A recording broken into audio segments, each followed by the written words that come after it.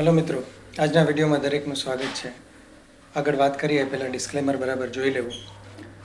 તહેવારોનો mood હવે લગભગ પૂરો થઈ ગયો છે અને સોમવારે આપણે બજારની વાત કરીએ તો લગભગ 150થી 170 પોઈન્ટ જેવું પ્લસ બજાર ચાલે છે. થોડું 40-50 પોઈન્ટ અપ ખુલ્યું હતું અને ત્યારથી પછી અપવર્ડ ટ્રેજેક્ટરીમાં ચાલે છે. એટલે જેમ છેલ્લે વાત થઈ હતી એ પ્રમાણે કે પોઝિટિવ ટ્રેન્ડમાં જ બજાર છે અને એમાંય ખાસ કરીને ગયા અઠવાડિયામાં જે એફઆઈ ડીઆઈ બંનેની લેવાલી જે હતી એના ઉપરથી એવું લાગે છે કે કદાચ એફઆઈ જે છે એ પણ થોડા ઘણા પોઝિટિવ થયા હોય.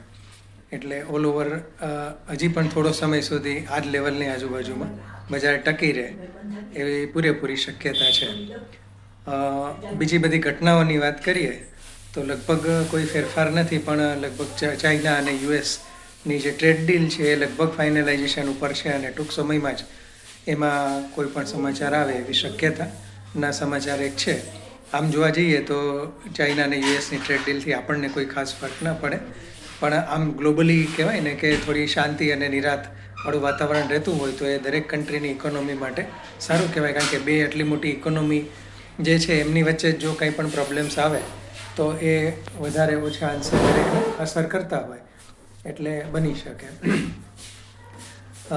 આજે જે એક આપણે ખાસ કરીને જે ચર્ચા કરવાની છે એ સ્ટોકની પહેલાં વાત કરી લઈએ અને સ્ટોકનું નામ છે ક્રાઇઝેક લિમિટેડ.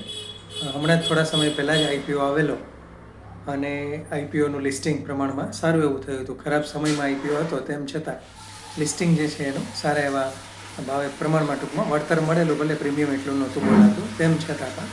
અને ત્યાર પછીથી કંપનીનું જે કંઈ રિઝલ્ટ્સ અને ફંડામેન્ટલ્સ જોયા એના ઉપરથી થોડું ઘણું એવું લાગે છે કે કંપનીની વાત કરવી જોઈએ. ફરી એકવાર નામ કહી દઉં કારણ કે કેટલાક મિત્રો વારંવાર નામ પૂછે છે અને ડિસ્ક્રિપ્શનમાં તો આપણે લખેલું જ હોય છે, ટાઇટલમાં પણ બને ત્યાં સુધી કોશિશ કરીએ છીએ. તો ક્રાઇઝેક લિમિટેડ કરીને છે, CRIZEKથી આવે છે.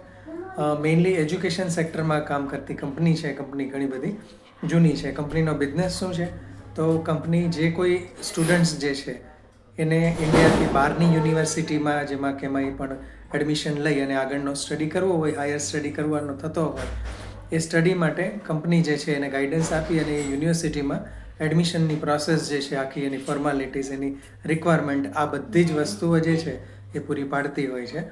એટલે આમ જોવા જઈએ તો સ્ટુડન્ટ અને ઓવરસીઝ બિઝનેસ છે કંપનીનો. મેઇનલી કંપની કોઈ બીજા નામે ચાલુ થઈ હતી, પછી અલગ નામથી ઇન્કોર્પોરેટ થઈ અને છેલ્લે ક્રાઇઝેક નામ જે છે એ બન્યું છે. અને અત્યાર સુધી પરિસ્થિતિ એવી હતી કે કંપની મોસ્ટલી જે યુકેની ક્રાઇઝેક લિમિટેડ છે એની સાથે રહીને કામ કરતી હતી અને મોસ્ટ ઓફ બિઝનેસ પણ ઘણો બધો ત્યાંથી આવતો હતો.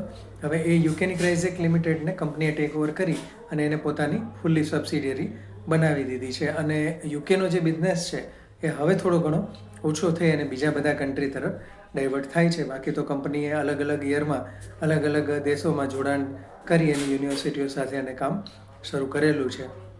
મેઇનલી બિઝનેસ મોડેલ મને થોડું ઇન્ટરેસ્ટિંગ લાગ્યું છે, પ્લસ માઇનસ પોઈન્ટ બંને છે કે સ્ટુડન્ટ જે છે એમણે ક્રાઇઝેકનો સંપર્ક કરે એટલે સ્ટુડન્ટની જે બધી ડિટેલ્સથી માંડી અને એમની આખી પ્રોફાઇલ જે છે યુનિવર્સિટીમાં એ લોકો સબમિટ કરે. યુનિવર્સિટીમાં સબમિટ કર્યા પછી એમને એના બધા પેરામીટર્સ હોય, કેટલા CGPA હોય કે એની શું ટર્મ્સ કન્ડિશન છે, આ તે બધું જોઈ અને પછી યુનિવર્સિટી ઓફર લેટર સ્ટુડન્ટ માટે બનાવે અને એ ઓફર લેટરમાંથી જે સ્ટુડન્ટ એક્સેપ્ટ કરી અને પછી ફીસ ભરે એમાંથી ક્રાઇઝેક જે છે એનું રેવન્યુ આવે છે. એટલે કે ક્રાઇઝેક યુનિવર્સિટી પાસેથી એમને આ ઇન્કમ રેવન્યુ કહેવાય અર્ન કરે છે, સ્ટુડન્ટ પાસેથી કંઈ લેતી નથી. પણ ઘણા બધા કન્ટ્રીમાં ફેલાયેલો છે બિઝનેસ અને ભલે હવે થોડી આ ગ્લોબલી અનિશ્ચિતતાઓ અને કેટલોક માહોલ જે છે થોડો ઘણો કોશિયસ થયો છે કે બહાર સ્ટુડન્ટ્સને હાયર સ્ટડી માટે મોકલવા કે કેમ, પણ આ બધી વસ્તુઓ ટાઈમ બિંગ છે કારણ કે કેટલીક એવી ઘટનાઓ સિક્યુરિટીને લઈને બનતી હોય એટલે સ્વાભાવિક છે. પણ તેમ છતાં આવનારા સમયમાં પણ આ ટ્રેન્ડ રહેવાનો છે અને હજી અહીંયાથી પણ આગળ આ ટ્રેન્ડ જોવા મળવાનો છે. એટલે કંપનીના બિઝનેસ માટે કે એના ભવિષ્ય માટે કોઈ ચિંતાનું કારણ નથી. અને આમ જોવા જઈએ તો આ કંપની ખરેખર તો પ્લેટફોર્મ બિઝનેસમાં પણ આવી શકે એનું વિશ્લેષણ કરીએ તો. એટલે કે કંપનીનું મોડેલ જે કહેવાય એસેટ લાઇટ હોય, કંપનીને વધારે કોઈ હેવી મશીનરી કે હેવી ઓફિસીસ કે એટલો મોટો સ્ટાફ રાખવાની જરૂર નથી પડતી હોતી. એટલે એક મિનિમમ રિક્વાયરમેન્ટનું સેટઅપ થઈ જાય ત્યાર પછીથી ગમે તેટલા ક્લાયન્ટ્સ એ કંપની એડ કરે તો પણ એના માટે વધારાની રેવન્યુ હોય છે. એના માટે કોઈ વધારાનું એમને ખાસ એક્સપાન્શનની કે એટલું બધું કોસ્ટલી એક્સપાન્શનની જરૂર નથી પડતી હોતી. એટલે પ્લેટફોર્મ બિઝનેસીસ માટે એટલે જ અત્યારે આમ જોવા જઈએ તો ફેન્સી છે. એક આખો વિડીયો એક વખત પ્લેટફોર્મ બિઝનેસ માટે આપણે બનાવવાનો વિચાર કર્યો છે, પણ છતાં હજી કન્વિક્શન નથી આવતું, કારણ કે વેલ્યુએશન્સ વાઇઝ પ્લેટફોર્મ બિઝનેસમાં હજી પણ કમ્ફર્ટ નથી. ભલે એમેઝોનનું ઉદાહરણ આપણી સામે છે કે કેટલા વર્ષો પછી પ્રોફિટેબલ થયું હતું, પણ છતાં ઇન્વેસ્ટરો માટે ક્વેશ્ચન માર્ક્સ બની રહે છે, કારણ કે ઘણી બધી કંપનીઓ છે અને ઘણા બધા એમાં કોમ્પ્લિકેશન્સ છે. અને બને ત્યાં સુધી બિઝનેસ જે છે જેટલો સિમ્પલ ગોતીએ એટલું વધારે સારું. વધારે કોમ્પ્લિકેશન્સની જરૂર નથી. તમે જેટલું સરળ અને સિમ્પ્લિફાઈડ કરો બજારને, એટલું તમારા માટે તમે પોતે એમાં કઈ રીતે કામ કરવું એ વસ્તુ વધારે સહેલી બનતી હોય છે.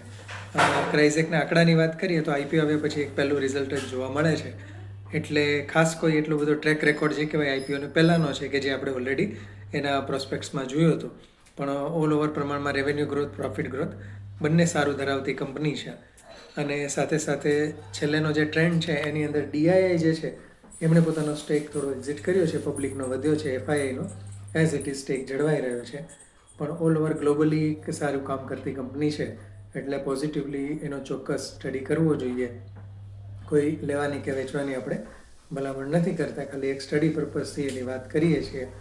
સાથે સાથે નેગેટિવ પાસાનો જરાક વિચાર કરીએ તો અત્યાર સુધીમાં ઇન્ડિયામાં આ પ્રકારના બિઝનેસ, એજ્યુકેશનને રિલેટેડ બિઝનેસ જોવા જઈએ તો કોઈ જાયન્ટ કંપની આપણને દેખાતી નથી. કોઈ એવી મોટી કંપની અથવા તો કોઈએ બહુ સારું કર્યું હોય એવી એજ્યુકેશન સેક્ટરની કે એજ્યુકેશનમાં સર્વિસ આપતી કંપની જોવા નથી મળી. છે કેટલીક ઇન્ટરેસ્ટિંગ કેરિયર લોન્ચર ને એમટી એજ્યુકેશન્સ ને બધી લિસ્ટેડ કંપનીઓ છે, પણ તેમ છતાં બી બહુ કહેવાય કે હજી એણે હાઈફાઈ કોઈ રિટર્ન આપી અને સારી એવી લેગેસી કે બનાવી હોય એવું નથી. ઉલટાના ખરાબ અનુભવોવાળી કંપનીઓ વધારે છે. ભલે જૂના સમયની છે, પણ તેમ છતાં આ એક ક્વેશ્ચન માર્ક રહે છે, કારણ કે એજ્યુકેશન જે છે એમાં ભલે દિવસે દિવસે વધારો ને ગ્રોથ જોવા મળે છે, પણ સેગમેન્ટ સિલેક્શન જે છે બહુ અગત્યનું છે.